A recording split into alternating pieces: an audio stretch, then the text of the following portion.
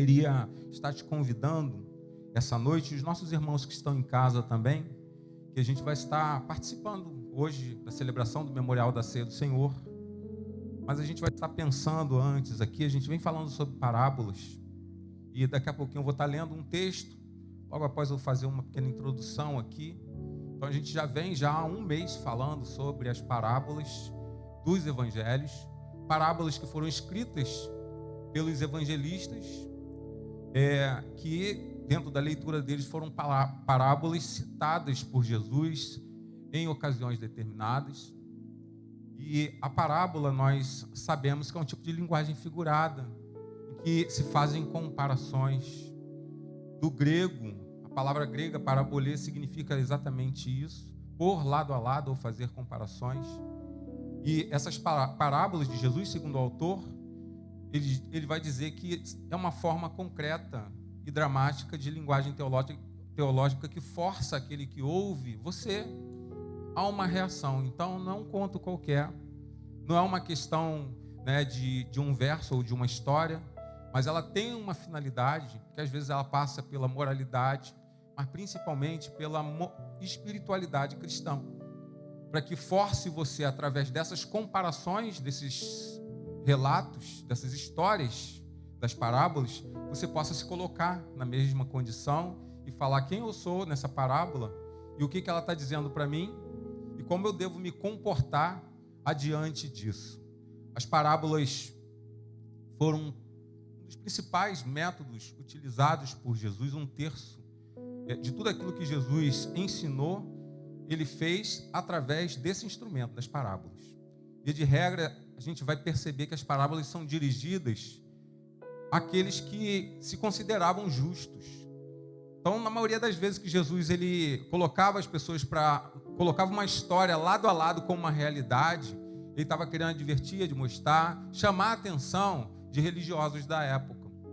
Isso é interessante, porque esses eram aqueles que rejeitavam aquilo que eles tanto esperavam, que era o Messias, e o Cristo estava ali, e Cristo ele era o rejeitado, mas ele rejeitava o Cristo, porque Cristo ele ia na contramão da percepção religiosa da época, porque enquanto eles repugnavam os pecadores, Cristo recebia os pecadores, enquanto eles não se associavam e de forma alguma se sentavam à mesa com algum culpado ou considerado injusto, Jesus, ele não só se sentava, mas convidava até para que pessoas ceassem com ele na sua própria casa. Jesus, ele desafiava as pessoas que você não pode imaginar a segui-lo, a participar desse projeto de reino com ele. Então, isso aqui são coisas de 2000 anos atrás, e houve tanta confusão na história, e a religiosidade, a cada momento da história, a cada movimento da história, ela volta, ela vem à tona de novo, e a gente substitui o evangelho do Cristo pela religiosidade. E o evangelho do Cristo é o que deve vencer sempre. E a religiosidade, ela sempre vai precisar, nesse sentido, sempre ser combatida. E as palavras do Cristo, as parábolas de Jesus, do evangelho, elas ainda servem, são mensagens significativas para o tempo de hoje. Hoje a gente vai falar sobre a parábola do convite para uma grande festa. Lá em Mateus 22:2, tem uma variante dessa mesma parábola, que eles vão chamar de uma festa de casamento do filho de um rei. Mas a gente vai dar atenção ao texto de Lucas aqui, Lucas 14, a partir do versículo 15 até o 24, para a gente pensar um pouquinho e ver o proveito que isso tem para a nossa vida. Então Jesus está dentro de uma situação ali em que ele foi a um jantar na casa de um fariseu importante, diz o texto de Lucas 14:1. E nesse ponto aqui, ele ouve alguma coisa, e ao ouvir isso de um dos que estava à mesa com Jesus, esse lhe disse: feliz será aquele que comer no banquete do reino de Deus. E Jesus lhe responde: certo homem estava preparando um grande banquete e convidou muitas pessoas. Na hora de começar, ele enviou o seu servo para dizer aos que havia sido convidado: venham, pois já está tudo pronto. Mas eles começaram um por um a apresentar desculpas. O primeiro disse: acabei de comprar uma propriedade e preciso ir vê-la, por favor, desculpe-me. O outro disse: acabei de comprar 5 juntas de boi e estou indo experimentá-las, por favor, desculpe-me. E ainda o outro disse: eu acabo de me casar e por isso não posso ir. O servo voltou, relatou isso ao seu senhor. Então o dono da casa irou-se e ordenou ao seu servo: vá rapidamente para as ruas e becos da cidade e traga os pobres, os aleijados, os cegos e os mancos. Disse o servo: o que o Senhor me ordenou fazer, eu fiz, e ainda existe lugar. Então o Senhor disse ao servo novamente: vá pelos caminhos e valados e obrigue-os a entrar, para que a minha casa fique cheia. E eu lhes digo: nenhum daqueles que foram convidados provará do meu banquete. Então ele está falando aqui de um banquete, uma grande festa. Se a gente pegar o texto de Mateus, talvez possa ser um rei ou um homem que tem uma condição financeira e influência muito importante. E ele convida pessoas, obviamente as pessoas mais chegadas. Quando a gente faz uma festa, quando a gente faz um banquete, aquele churrasco que agora está doloroso a gente fazer, a gente chama o pessoal do círculo mais íntimo, né? E pouquinha gente, porque a carne está muito cara. E você espera que as pessoas frequentem, que elas vão até a tua casa, porque você prepara tudo para poder receber. E a gente vai entender aqui que Jesus, ele está falando, se ele está falando numa linguagem figurada, então ele está falando de um banquete aqui, se referindo a alguma coisa. Ele está se referindo aqui imediatamente ao reino de Deus. Ele está querendo dizer que o reino de Deus, ele é um grande banquete. O reino de Deus, ele precisa ser considerado uma grande festa, em que pessoas são convidadas a participar. E se a festa, a comparação que ele faz aqui é de um homem rico, ou talvez um rei, já pensou que honra você ser convidado a participar de uma festa ou de um grande banquete num palácio real? Um banquete, por exemplo, no Palácio da Rainha da Inglaterra, lá de Buckingham. Poxa, teve o casamento de um deles, de um dos netos, e foi interessante como que foi concorrido o convite, um número pequeno, estreito de pessoas, e você vai ver ali que pessoas bem importantes que participaram daquilo. Então, de fato, é uma honra a gente ser convidado por alguém que a gente julga ou que a gente tem uma estima, para a gente poder participar de um banquete, de uma festa na casa dessa pessoa. Então, para a gente entender aqui o contexto em que ela acontece, Jesus, antes de citar essa parábola aqui, lá no versículo 1 de Lucas 14, ele está na casa de um fariseu também importante. E diz o texto que era um sabá, era um sábado, um dia considerado um dia sagrado, um dia considerado um dia de descanso para os judeus. Normalmente, naquele tempo ali, eles apreciavam isso, existia um rigor legal para não se fazer nada no sábado. E Jesus, ele está ali e diz o texto que ele é criteriosamente observado pelos fariseus, que são aqueles que eu já venho falando, que perseguiam, que objetavam Jesus, que rejeitavam Jesus. E à frente de todos eles, e Jesus também, tem um homem, e esse homem está adoentado e está com a perna inchada. E Jesus, ele começa a observar e ver também o comportamento das pessoas. E ele faz uma pergunta: está aí o doente, é permitido curar alguém que está enfermo ao sábado? Todos eles ficaram em silêncio.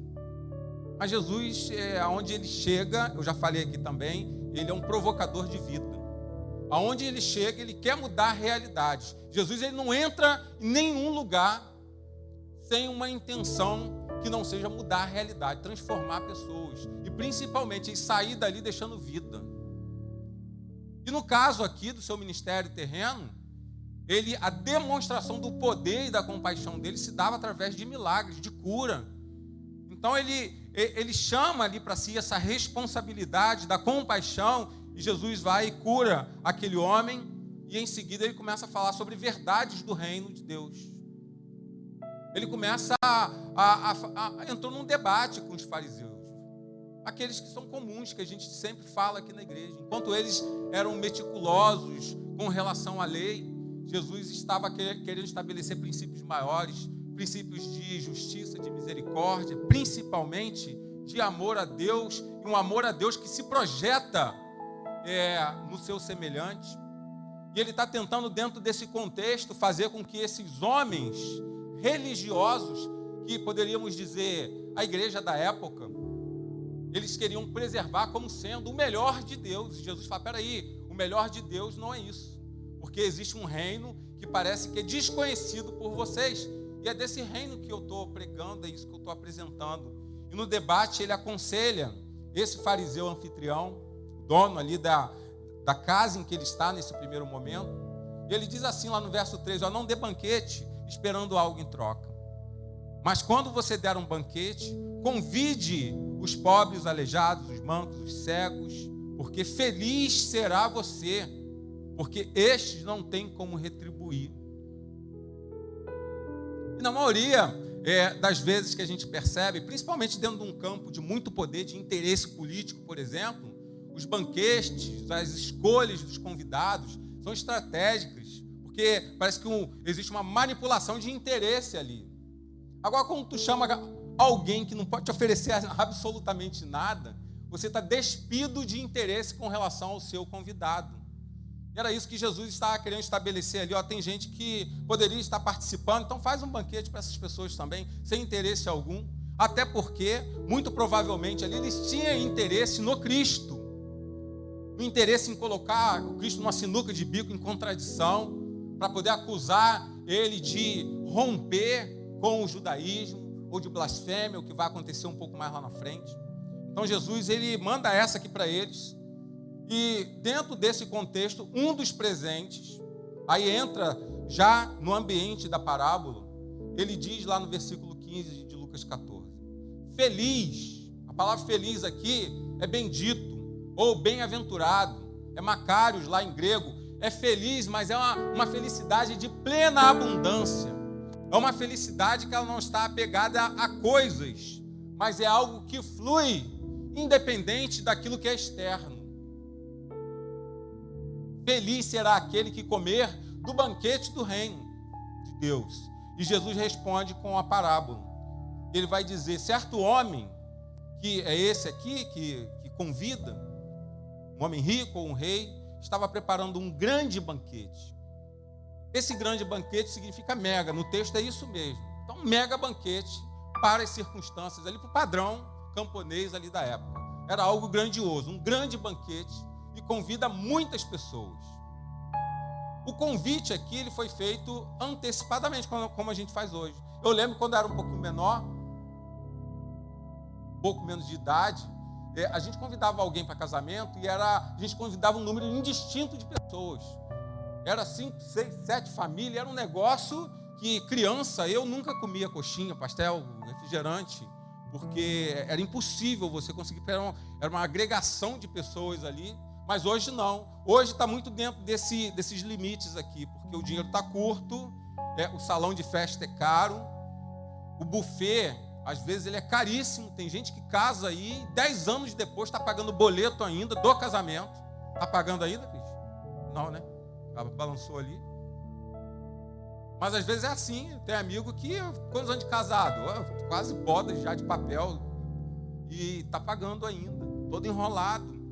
Porque está muito caro, e com isso você precisa limitar, você precisa saber se de fato o teu convidado ele vai, porque você paga por cabeça, não é isso?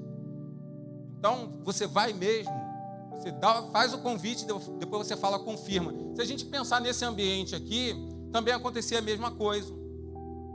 Então o convite ele era feito antecipadamente, ali pelo que o texto mostra, não menciona recusa, então todos devem ter aceitado.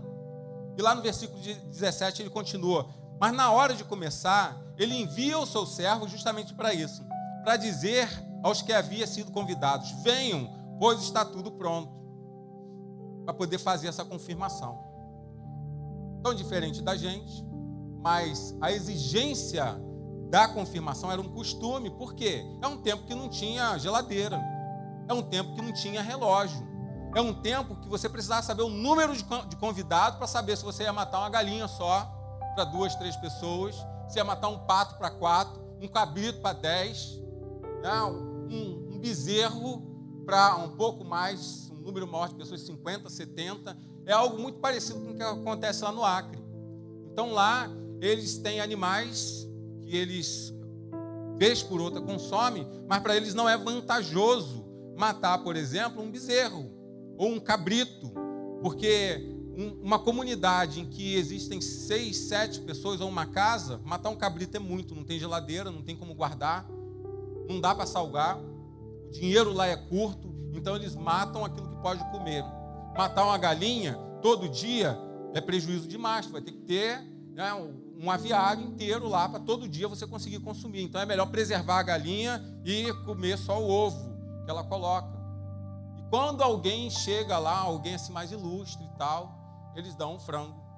Eu lembro que numa ocasião eu fui na casa de um senhor, não tinha luz, não tinha nada, a gente tinha uma luminária solar, isso muito, 10 horas dentro do rio Moa, e ali eu percebi, eu falei, caramba, não tem luz aqui, há quanto tempo vocês são casados? Ele falou, 25 anos, o mesmo tempo que eu tenho com o Janaína. Nunca teve luz aqui? Não, nunca teve luz. E o fogão? O fogão, aquilo ali, a nossa luz é aquela luz da lenha do fogão que fica acesa ali dia e noite. Eu acabei deixando lá uma luminária que a gente tinha solar da equipe. E quando foi de manhã, a mulher, ela veio com um frango. Uma vez segurando um frango vivo pelo pé e falou, pastor, toma aqui, eu preciso te honrar. Me deu um frango. Eu falei, caramba, um frango, quanto tempo não deu um frango vivo para matar e para comer? As meninas que estavam comigo nem sabiam que isso existia. Achava que o frango já vinha dentro daquele embalagem congelado do Carrefour. Não tinha noção. Eu falei, não, o frango, um dia ele foi vivo. Tá? Ele não nasce em pé e nem é fabricado e colocado dentro de um saquinho, não. E a gente ganhou aquilo ali como um sinal assim de honra. Imagine se eu desprezasse aquela oferta daquela pessoa. Para ela seria uma desonra muito grande. Então, num tempo que não tem recursos para você manter, você fazer uma mega festa exige antecipação, exige cuidado, exige certeza da presença dos convidados. E por conta disso, é necessário sim você reforçar o convite. Você vem mesmo. Eu preciso saber, porque já estou preparando tudo, já está em cima da hora, para que tudo possa ser feito no tempo certo, como era o costume da época. E a comparação imediata que Jesus vai apontar nessa primeira parte da parábola, que aquele que faz o convite aqui para pessoas ilustres, ou as pessoas originárias ao convite de Deus na sua revelação, que é o povo judeu, é o próprio Deus como rei. É o próprio Deus como dono da mega festa. E a mega festa é o quê? É o seu reino. E tudo aquilo que o reino dele pode oferecer. E o reino de Deus, ele é um reino exatamente assim como é descrito na parábola. É um reino em que o preparo dele é um preparo meticuloso. Quando a gente pega o primeiro capítulo de Gênesis, lá está escrito, no princípio Deus criou, e você vai linha a linha, vendo como Deus, detalhe por detalhe, ele vai erguendo cada etapa da criação. E ele vai dizendo que é muito bom, que tem que ser de fato desse jeito. E quando faz o homem e a mulher, ele vai e repete isso. Então esse Deus Criador, ele faz as coisas com tanto interesse. E ele prepara esse reino chamado mundo no primeiro momento para ele. De uma forma tão equilibrada que hoje a física consegue explicar que uma coisa sustenta a outra. É o sol, é o ambiente, é a atmosfera, é o curso do sistema solar. Tudo precisa funcionar em harmonia para que a gente possa viver. Se o sol ele se afastar ou se aproximar um pouquinho mais da Terra, sair da sua órbita, a gente vai ser incinerado aqui em milésimos de segundos. Porque Deus, no seu ato criador, ele sabe exatamente que precisa estar em cada ponto. Ele vai dizer que ele fez tudo para oferecer para o homem, para que nós sejamos cuidadores disso aí. Deus, ele é eternamente antecipado em tudo para oferecer para a gente sempre o melhor. Eu falo aqui sempre, até quando a gente vai pecar, Deus ele já trabalha, o Espírito Santo de Deus trabalha como um agente antecipador das nossas quedas. Caim, por que você está olhando assim para o teu irmão? Porque o semblante está caído. Tem alguma coisa errada dentro de você. Tenta resolver isso aí, porque o mal ele bate a tua porta, mas cumpre a você dominá-lo. Então é Deus se antecipando no seu cuidado com relação à preservação da fraternidade e da amizade entre os irmãos. Então tudo que Deus faz é mega. Aqui o texto fala que o banquete ele é grande, porque o reino também ele é mega, ele é um mega reino, e a gente quebra essa ação de harmonia com Deus. Mas o Cristo, ele se apresenta aqui já nesse tempo, e ele fala que ele é o restaurador de todas as coisas. Ele diz que ele faz nova todas as coisas, tudo aquilo que foi caído, tudo aquilo que se tornou desarmonia, e naquele momento ali, para Cristo, a desarmonia era a desarmonia do propósito de Deus e do pensamento religioso com relação à ação do reino de Deus. Então os religiosos pensavam de uma forma e Jesus falava, não é desse jeito não. A gente precisa chamar isso aqui de novo. Então eu preciso dizer para vocês que o reino de Deus ele é comparado a uma grande festa. E nós que rompemos com esse reino. Mas lá em Lucas 11, 20, diz que o próprio Cristo, ele é a restauração desse reino, e diz que o reino já chegou em sua pessoa. E nós somos convidados a participar da festa desse reino, a viver em harmonia de novo com esse rei. A mais bela oração de Jesus, que é aquela oração dominical, é a oração do Pai Nosso, lá em Mateus 5, que ele vai falar: Pai nosso que está no céu, santificado seja o teu nome, venha o teu reino. Restaura tudo que está em desarmonia aqui. Então, nós somos convidados a participar desse banquete que é o reino de Deus. E quando o convite é feito, é um convite para a gente participar do melhor que Deus pode oferecer para a nossa vida, para a nossa casa, para o nosso dia a dia, para a nossa realidade, para a existência desse mundo caído que a gente tem aí. Quer resolver problema do mundo? Aplica Jesus. Eu não acredito em nenhuma fórmula humana. Eu não acredito em nenhuma política humana. Muito embora a gente estejamos inseridos nisso. Mas não acredito que nenhum governante vai dar jeito no nosso país.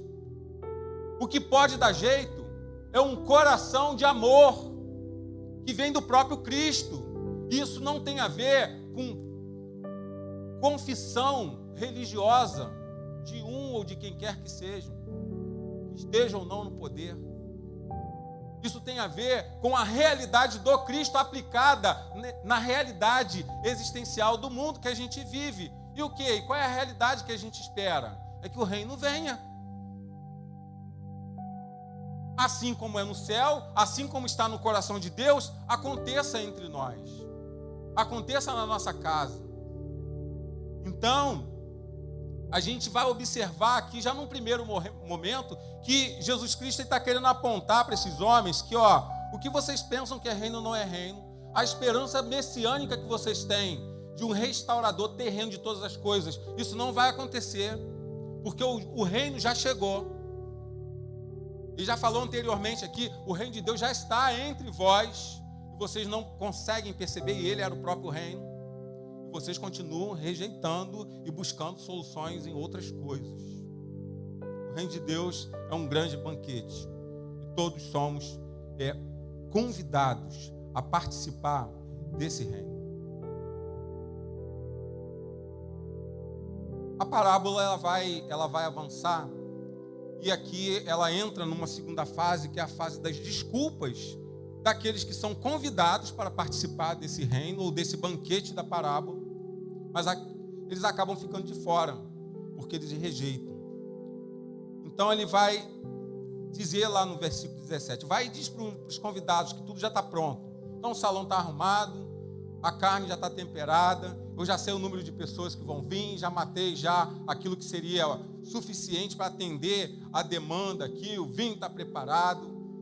Em outras palavras aqui, mais diretamente, o reino veio, o Messias esperado, Jesus Cristo está aqui no meio de vocês. Vocês são os judeus, o povo escolhido para Deus revelar a sua grandeza, as suas maravilhas, o seu reino. Vocês são os convidados de primeira mão. Venham e participem da festa, porque tudo já está arrumado. Celebrem isso.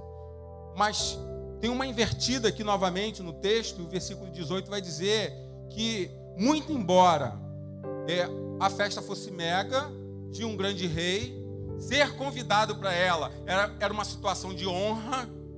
Olha o que diz o texto. Eles começaram, um por um, a apresentar desculpa. Parece brincadeira isso aqui. E é proposital, esse texto ele é provocativo, porque Jesus ele quer justamente colocar algo assim, com uma aparência muito estúpida. Fala, não é possível alguém rejeitar uma festa como essa, ou um convite como esse. Mas é justamente o que acontece aqui. Eles começam um a um a apresentar as suas desculpas, apesar do convite ter sido feito com antecipação, apesar de ninguém ter recusado num primeiro momento. E uma observação, que aqui eu repito, o cancelamento na hora de uma festa, ou em cima da hora, seria ali, ainda é até hoje, uma ofensa muito grande para o anfitrião. Então imagina você, tem dinheiro para bancar 50 pessoas e 25 vão faltar na festa, no banquete, no casamento do teu filho, da tua filha, do teu próprio casamento. Vai falar, poxa, eu me sinto desonrado. Por que eu ter feito isso comigo? Pelo menos ser avisado, mas não avisado em cima da hora, com antecipação, para dar tempo de substituir. Aqui foi em cima da hora. Eles disseram sim no primeiro momento do convite, quando na verdade parecia que intencionalmente já iriam rejeitar na hora. Dá para provocar o anfitrião. E a primeira desculpa aqui, ela se dá aqui em razão de uma pessoa que está muito ocupada com outras coisas. Em razão do tempo, eu diria, lá em Lucas 14, 18. Então, o servo vai e fala com ele, fala, olha só, acabei de comprar uma propriedade aqui é agro, seria uma fazenda, e preciso ir vê-la. Por favor, me desculpe. Completamente descabida dentro do contexto cultural da época. Porque é ainda hoje costume do Oriente você fazer negócio com atenção, com tempo, com cuidado, com muita cautela, pedindo opinião das pessoas. Na maioria das vezes, quando é uma fazenda, você precisa saber se ela é produtiva, quantas árvores ela tem, se ela tem água, se não tem, se tem rio, se tem cachoeira, se ela é estratégica, se passa muito inimigo ali perto. Você precisa saber de detalhes. Então não é da noite para o dia que você resolve um negócio desse.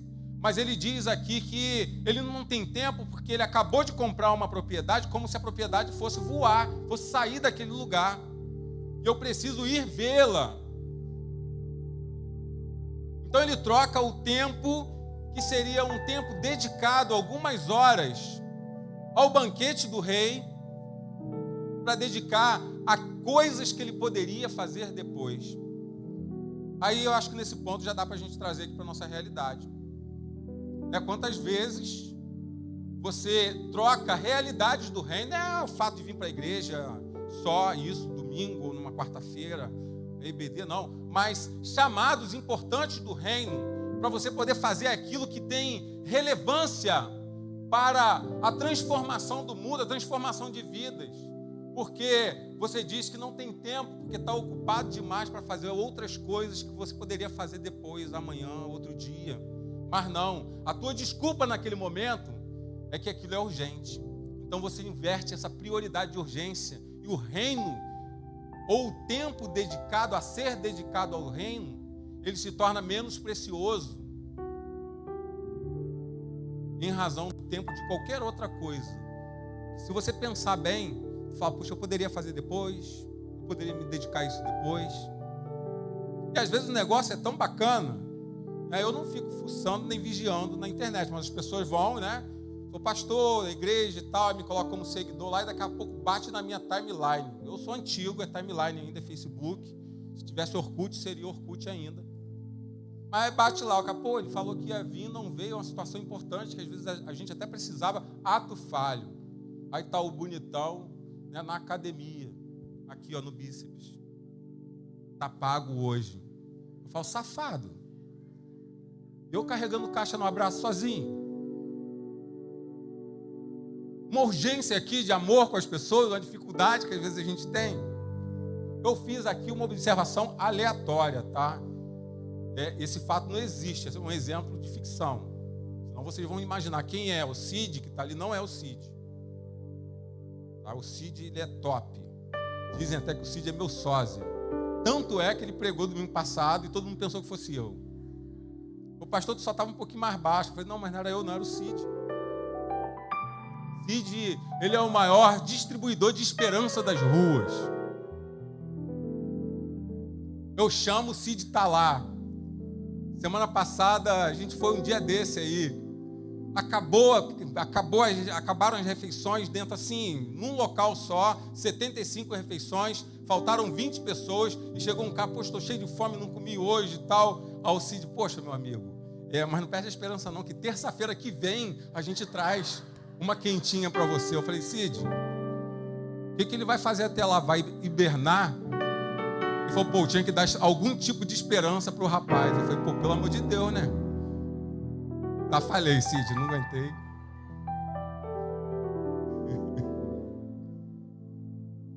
Mas Cid, ele é um distribuidor de esperança, ele está sempre aí no reino. Quando ele fala que não dá, porque não dá, mas na maioria das vezes está junto. Mas às vezes a gente está nessa realidade aqui, não acabei de me envolver com alguma coisa, isso vai me custar tempo, e que às vezes é tempo que você vai trocar coisas preciosas do reino para se dedicar àquilo que poderia ser um pouquinho depois, ou que você poderia estar fazendo. Mas a desculpa, ela acontece, é a primeira desculpa que acontece aqui. E a segunda é a desculpa que a gente poderia dizer que são as desculpas dos interesses, porque um outro chega no versículo 19 e diz, acabei de comprar 5 juntas de boi. Juntas são pares. Então, quando fala de juntas de boi, está querendo dizer que ele comprou boi para poder arar as suas terras. Então, existe uma avaliação técnica que precisa ser prévia também. Mas olha o que ele fala aqui. Eu estou indo para experimentar. Se ele já comprou, por que ele vai experimentar antes ou depois que ele comprou? Isso não existia.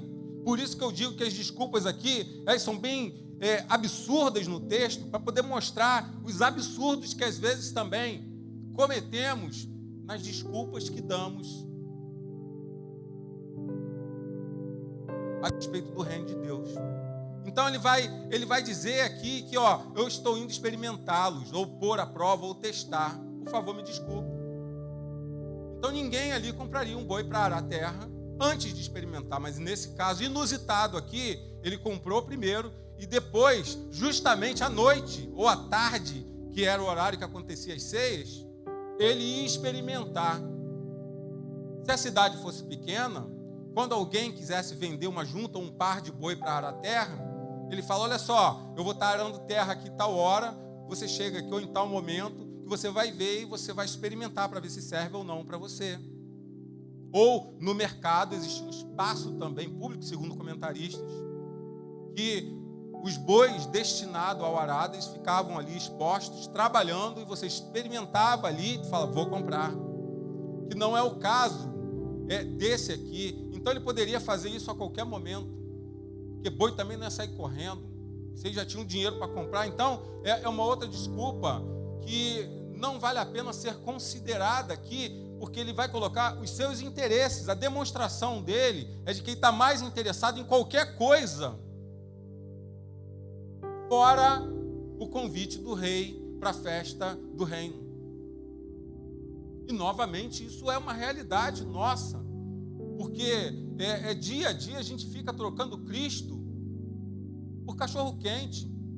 Dia a dia a gente troca coisas sérias, coisas fundamentais dentro de uma vida cristã, ou de um comportamento mínimo, que às vezes não é nem cristão, mas um comportamento cotidiano moral, porque achamos que os nossos interesses, às vezes de aparecer, de ser aceito por um grupo, de fazer o que todo mundo está fazendo, vale mais. Então você quer se experimentar em outras coisas, quando deveria estar interessado a experimentar mais de Cristo, mais do amor de Cristo por Deus e pelo seu próximo. Mas não, você está numa correria no teu dia a dia para experimentar um monte de outras coisas. E na maior das vezes são bens ou coisas estéticas ou pequenos momentos que vão te trazer alguma centelha de alegria, de satisfação, enfim, em troca do reino de Deus. E é o que acontece aqui, você dá uma desculpa, tu fala, não, eu preciso ajeitar coisas são menos importantes, mas como desculpa, eu digo que são importantes a ponto de eu deixar o reino para poder ir testar isso primeiro. Quantos jovens que às vezes são criados, eu fui criado na igreja, e eu me arrependo amargamente pelo tempo em que eu saí do ambiente cristão, na minha adolescência até o início da minha juventude, que eu fiquei perambulando pelo mundo. Então, quem conhece a minha história, minha mãe, as pessoas que são mais ligadas a mim, não virei nenhum perdido, não virei um maconheiro, não me prostituí, não virei um marginal, mas eu fiz algumas coisas que hoje eu falo, poxa, eu ofendi tanto Jesus. Se ele me chamou desde o ventre da minha mãe, ele já tinha um plano, ele tinha um projeto para mim. E eu adiei coisa que eu poderia já estar fazendo há tanto tempo. A primeira vez que eu subi num púlpito para pregar, eu tinha 30, 36, 37 anos. Isso poderia ter acontecido com 20. Eu sempre gostei de missões, de trabalho missionário. Me afastei disso. Cheguei a fazer bastante. Quando era jovem, participava de um grupo de louvor, que ministrava aí em cima de um caminhão, pelo Rio de Janeiro. Me afastei disso, sabe por quê? Eu quis experimentar junta de boi, para ver se servia para mim. Eu quis fazer outras coisas que nada tinha a ver com o reino. E isso para mim, eu sei que Deus ele pode transformar todas as coisas, mas poderia ter sido diferente. Então vai um conselho: não tenta experimentar coisa ruim para ver o que você pode ser ou o que você pode fazer para ser melhor, não. Experimenta as coisas melhores, coisas boas, amizades melhores, influências melhores, conceitos melhores, para você se tornar uma pessoa boa, uma pessoa segundo o coração de Deus, sem ter tanta queda e às vezes tantos prejuízos. Tá, jovens? Jesus, ele disse lá em Mateus 13:14, porque o reino dos céus é como um tesouro escondido num campo. Certo homem, tendo encontrado, escondeu de novo. Então, cheio de alegria, ele foi e vendeu tudo que tinha e comprou aquele campo. Sabe por quê? O reino de Deus, ele é sempre mais precioso do que campo e bois. Coloca isso no teu coração. O reino de Deus, ele sempre precisa ser mais precioso do que os seus experimentos, do que as suas vontades, seus desejos de experimentar. A Bíblia diz que há caminhos que ao homem parecem ser caminhos perfeitos, caminhos bons, mas o final é final de angústia, de derrota, de sofrimento, de morte. Então quer experimentar? Experimente mais de Deus, porque Ele vai te satisfazer plenamente. É a promessa da palavra de Deus. E quem vive isso, eu tenho alguns aqui que nunca se afastaram, e que eu tenho assim essa inveja abençoada de ver e falar, poxa, que bom. Tu vê um Anderson, por exemplo, que eu vi aqui, pequenininho, continua pequenininho, mas grande em Deus. E está aí, é um menino que está no mundo, é um menino que trabalha, é um menino intelectualmente que caminha, que faz as conquistas pessoais, que vive uma vida sempre dedicada ao reino. E tudo que ele tem que experimentar, aquilo que ele fala aqui, é aquilo que você vai ver no dia a dia dele. É vida que experimenta reino. Vida que experimenta reino é vida que ganha tesouros da onde? Do reino. Aí o reino vem, o reino acontece. Agora a gente fica numa bobagem às vezes de querer tirar onda. Passei esses dias, eu falei, poxa, que desperdício, que pena.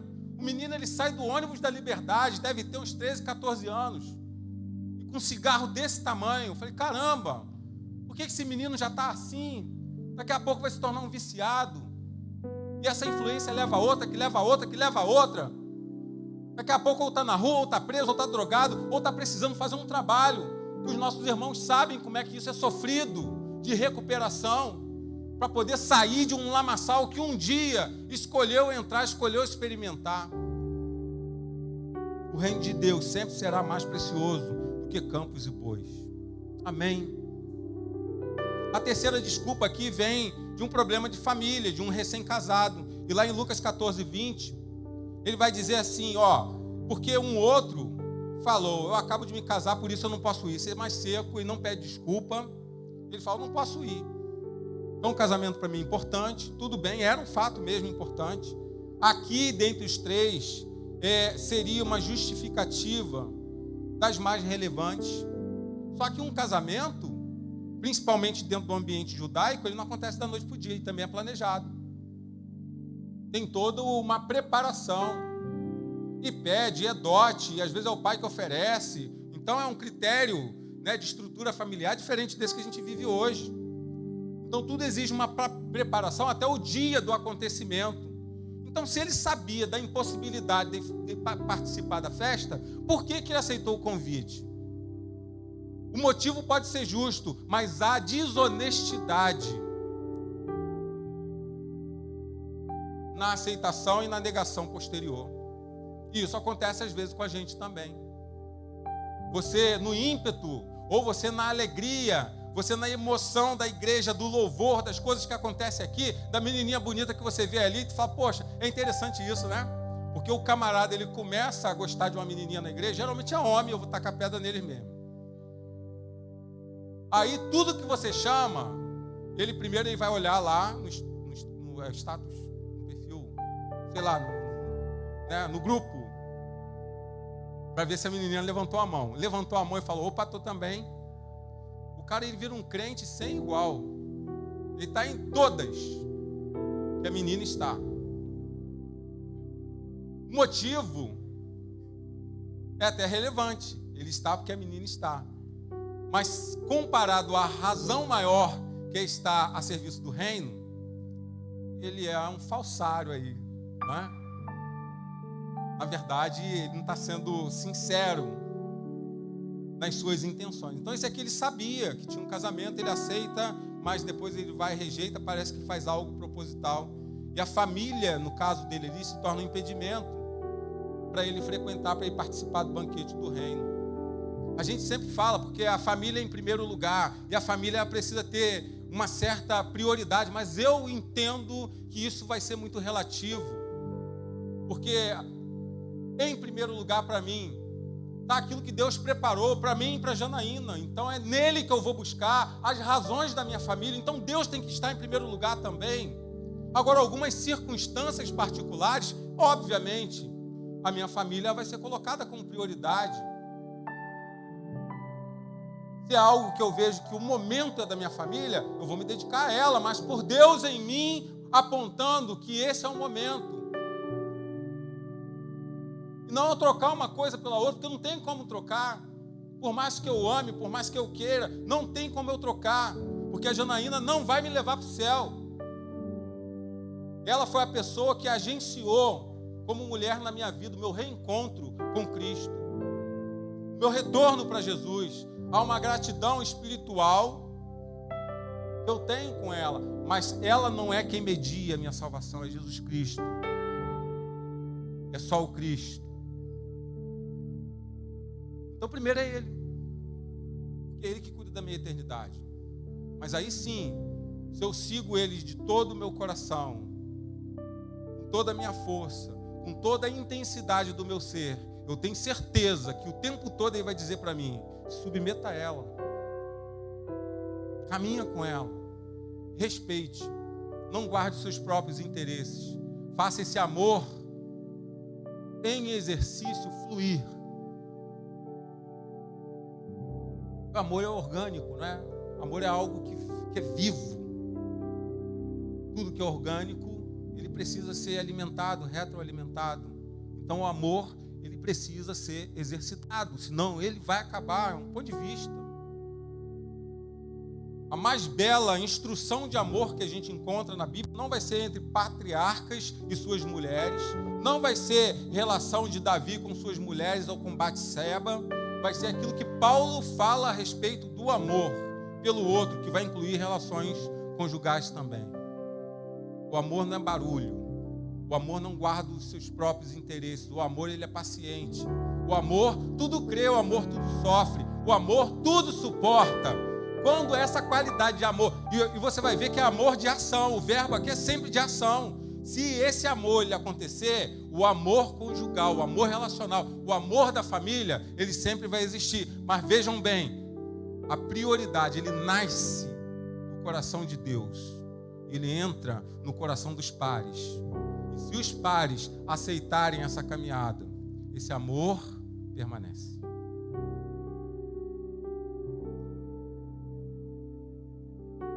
Então aqui ele fala que a família, pela família, ela acaba se tornando um impedimento. E não dá maiores explicações. E dentre as três aqui, que foram as três destacadas por Jesus, a gente vai ver que foram todas desculpas esfarrapadas, inaceitáveis, que revelam um claro desinteresse pela festa e pelo rei da festa. Ou uma atração muito invertida dos valores. Eles consideram preciosos coisas menores, coisas transitórias, coisas materiais, coisas acessórias. E é por isso que eles viviam naquela confusão, achando que religiosidade era caminhada com Deus. E Jesus dizia, não, caminhada com Deus é discipulado, e tem como base amor. Isso se repete nos nossos dias. Por que o mundo não tem dado certo? Por que as pessoas não têm dado certo? Por que os relacionamentos não dão certo? Por que há inimizade entre marido, mulher, pai e filho? Por que as pessoas se separam?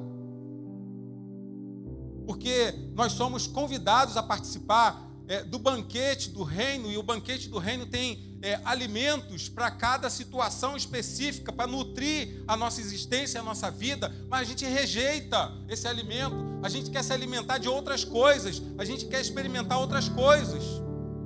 Então, se você não vive o reino, você vai viver uma vida diminuída, comparada àquilo que o reino oferece. É isso que Jesus está querendo dizer. O reino de Deus é mega, mas você acha que mega são outras coisas menores. E eu estou dizendo, pelo amor de Deus, presta atenção aqui. Entenda o reino e vive esse reino, que você vai sentir que esse reino ele independe de qualquer movimento superficial, mas ele acontece de dentro para fora. É o reino do entusiasmo, é Deus dentro, não é o reino do êxtase. E falamos que a gente está dentro desse reino, que a gente participa de uma comunidade cristã, que a gente quer experimentar o melhor de Deus, que a gente canta, que a gente quer fazer, quer ser, para Deus arrumar nossa casa e fazer tudo isso que eu falo sempre aqui, e a gente critica a igreja, ou o pastor, ou pessoas que ficam aqui dia a dia tentando dar o seu melhor, cheio de defeitos, cheio de tropeços, assim como eu também, vacilando, às vezes tem que visitar, eu esqueço, ou não vou, ou me atropelo nas minhas atividades.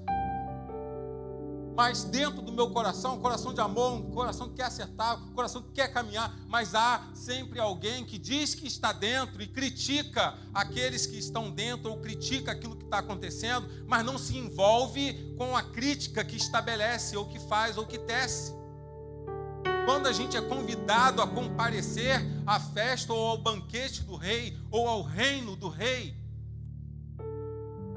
a gente precisa se envolver efetivamente com as realidades do rei, do reino, e transformar isso a partir da comunidade local. Então seja reino dentro da tua comunidade local, que o reino vem. Seja reino dentro da igreja que você pertence, que o reino vem. Seja reino com teu irmão, que o reino, que a fraternidade vai acontecer. Seja reino com o seu pastor, que o reino vai vir. Seja reino com as indiferenças do outro, que a inimizade, as facções, elas serão diluídas. Seja reino com quem é muito, com quem é pouco, com quem não tem, com quem tem. Seja reino no compartilhar, seja reino, que você vai entender o que de fato vale a pena, o que de fato é precioso. Não dê mais desculpa do tempo, não dê mais desculpa dos negócios, do trabalho, da família, de uma etapa que você precisa cumprir para depois você se dedicar a Jesus. Eu falei aí na outra semana, eu falei, louco, olha só, você não vai ter amanhã, hoje a sua alma vai ser pedida e tudo vai se pôr a perder.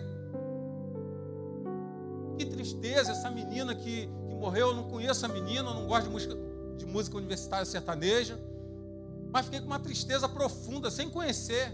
Eu conheci ela pela primeira vez na foto, mas pelo que a gente vê, uma multidão de jovens aí, uma menina jovem, bonita, alegre, que conquistou coisas na vida assim, de um momento para o outro. Uma tragédia insuportável. Coisas acontecem. Ela iria imaginar, você imagina. Então por que se preocupa tanto com o tempo, com tudo que você tem que fazer, e aquilo que Deus às vezes pede com clareza no teu coração, você dá a desculpa, e assim você vai ficando sempre fora daquilo que Deus te chamou para fazer, sempre fora. Graças a Deus, um dia eu parei de dar desculpas, e quando eu parei, dos meus 37 anos para cá, as coisas avançaram mais do que toda a minha vida anterior, em termos de caminhada com Deus. Lucas 14, 26 diz: se alguém vem a mim, ou que quer vir a mim, ama mais seu pai, sua mãe, sua mulher, seus filhos, seus irmãos e irmãs, e até a sua própria vida, mais do que a mim, não pode ser meu discípulo. Jesus está falando através de Lucas. Qual tem sido suas respostas aos convites do Rei do Reino? O texto de Lucas 21 diz, para a gente finalizar, que o servo ele volta e relata ao seu senhor, e o dono da festa, o dono da casa, ele fica irado no sentido de muita decepção. Tudo que eu preparei, tudo que eu fiz, e aqui a gente põe Cristo nesse lugar. Eu morri na cruz, houve um projeto de restauração de Deus. Eu não mereço, mas eu vou me entregar a isso, porque o meu Pai ama tanto o mundo, que Ele me pôs, Ele me arregimentou para essa missão, e eu não vou recusar. Mas eles não querem participar desse projeto de transformação que eu estou preparando para o mundo. Ele fala para os seus próprios discípulos, porque na casa do meu Pai há muitas moradas. Se não fosse verdade, eu não diria nada para vocês. Eu estou indo, eu estou morrendo na cruz, eu estou derramando sangue, eu estou sofrendo, sabe para quê? Para preparar a grande festa. Agora é a festa eterna para vocês no céu. Agora é aqui que você aceita o convite, para você participar dessa festa lá também, da eternidade, porque a festa já começa aqui. A tua vida já tem que ser uma festa aqui, para caminhar por toda a eternidade. Então é um aborrecimento legítimo desse rei. O anfitrião ele se sente insultado, porque ele é generoso, ele chama as pessoas, mas a sua reação, olha só que detalhe aqui. Ele poderia muito bem falar: passa o cerol em todo mundo, não quero saber de mais nada, pega esse boi aí, bota tudo para estragar. Então, tinha um fazendeiro lá no Mendanha, que pessoas iam colher as verduras dele lá. Ele chegava todo dia de manhã, ele jogava ácido e soda cáustica no resto de todas as verduras e legumes que ele colhia. Ele falava: ó, eu sei do meu sofrimento, eu não vou compartilhar minha vida com ninguém. E as pessoas ficavam olhando aquilo se perdendo. Uma mediocridade sem tamanho. Ele querendo se vingar do mundo ou de pessoas que não tem nada a ver, de um passado que ele viveu e que esse passado não foi resolvido.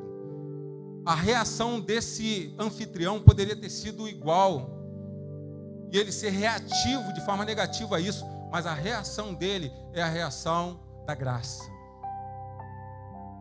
e não da vingança. Versículo 21, ele dá uma ordem para o seu servo: vá rapidamente pelas ruas e becos da cidade e traga todos aqueles que quiserem vir. Mas traga os pobres, traga os aleijados, traga os desmerecidos, traga aqueles que não não são reconhecidos pela casa de Israel. Tragam os proscritos de Israel, aqueles que a lei abomina, aqueles que são considerados indigentes. Chama todas essas pessoas, e se elas aceitarem, elas vão participar do meu banquete.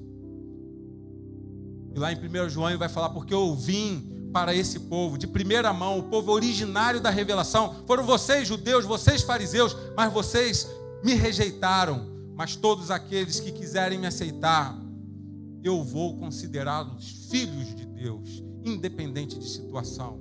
Pobres, aleijados, cegos, mancos, excluídos da vida social, da vida religiosa naquele tempo, que nunca seriam, em hipótese alguma, convidados para nada, e nem menos, ou muito menos, de banquetes reais. Jesus, ele faz a inversão aqui.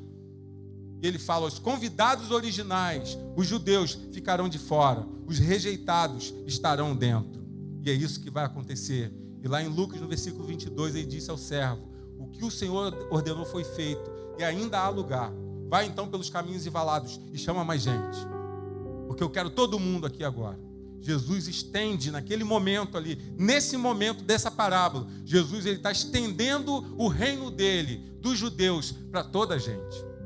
Por isso que você foi alcançado hoje, por isso que você está aqui hoje, porque você faz parte dessa toda a gente, fora os judeus. E ainda há lugar, independente de qualquer situação, porque Jesus é aquele que recebe e ceia com pecadores, para poder levar a transformação e o arrependimento. Mas é preciso ter sinceridade na resposta, é preciso não ficar dando desculpas para esse rei do reino, é preciso ter compromisso para honrar o convite. Quais têm sido as suas desculpas? Deus está te convidando novamente essa noite. Deus abençoe a todos nós. Deus abençoe, meus irmãos. Deus abençoe vocês que estão em casa. Você vai estar adorando ao Senhor. Você já está com a tua ceia aí nas mãos. Para a gente passar por esse momento memorial que retrata essa realidade desse reino que já veio.